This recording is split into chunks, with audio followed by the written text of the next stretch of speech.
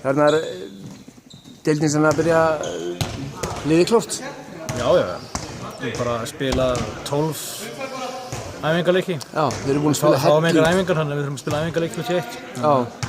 Gengi bara misjafnlega. Já. Þokkalega sáttur, svona fyrir mót. Já. Við höfum verið að prófa eins og hluti og sumt virkar ekki og sumt virkar og sjáum bara til hvað við spilum að þessi sem virkar ekki. Já. Hvort það virki einhver tíman en jú, bara nokkuð basic. Ykkur spáð öðru þriðja sæti með Selfoss. Það var svo sem allan tíman að vita einhvern veginn svona fyrir mótmannsmanni að þið færi náttúrulega í þetta umspil. Þið ætlir náttúrulega lengra það núna. Já, einum leik frá því að fara upp þá hlýtur náttúrulega að vera eðlilegt að stefna því að gera betur næst og það bara kemur ljós hvort það tekst, það eru góð lið þarna. Þetta verður mjög krefjandi. Við vorum svona bara litlu tonni frá því í fyrra. Er hópurinn betri núna en þá?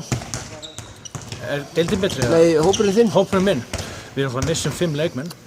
Missum Bjarka Lár og Arnar Inga. Unnar aftur yfir í afturöldingu og svo er hann Bjarni Ólafsson hættur og Sigurður Guðjónsson líka hættur. En við höfum verið að fá inn menn í staðinn, 2 hornamenn, Hreiðar og Eyþór og Mattias kom líka, svo við tökið 2 stráka upp á þriðja, Brynjar og Svein. Við þurfum bara að sjá hvort að þeir dekki þau. Þau dekki það? Já, þetta sem við vistum sko. Liðið náttúrulega þeir sem eftir eru árun eldri.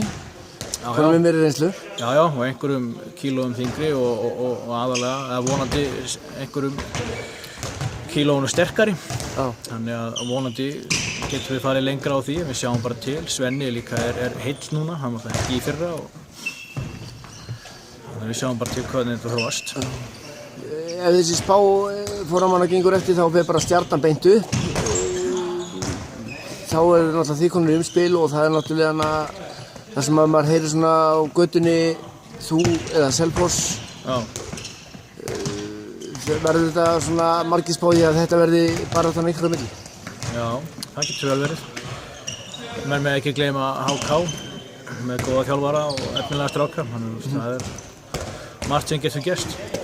En þið bara að hlakka til eða kvíða ef þetta verður ef þú lendir í baráttu við Selfoss? Þitt gamla félag og Nei, alls ekki. Hálfbróðinn að það? Selfoss bara Selfoss og ég bara að gera það sem ég að gera og skiptir engu hver andstæðingurinn maður reynir bara að tækla hann hverju sinni. Það getur svo bara, ef ég spila við lið á norðan þá bara eftir bara svo hver hann leikur. Já. Ertu búinn að tjekka á því hvenær þið mætist fyrst? Október minnum ég. Já. Þú ert alltaf nú að tjekka á því? Já, maður manir allt saman meira eða minna. Bara þokkalega sáttur og allir heilir? Já, svona allir þokkalega heilir. Og ef þeir eru ekki heilir þá bara spila einhver annar. Já. Bara eins og við gerum í fyrra. Lærðu þið einhvern í þriðja flokknum? Já.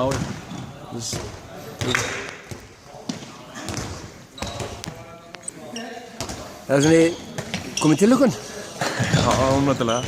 Þú er alveg nú á langt undirbúningstímabil. Þannig að ég er hann spenntur og liðið líka held. Þú ert í betra standi heldur en í fyrra eða eftir áramótin í fyrra? Já, ég held það.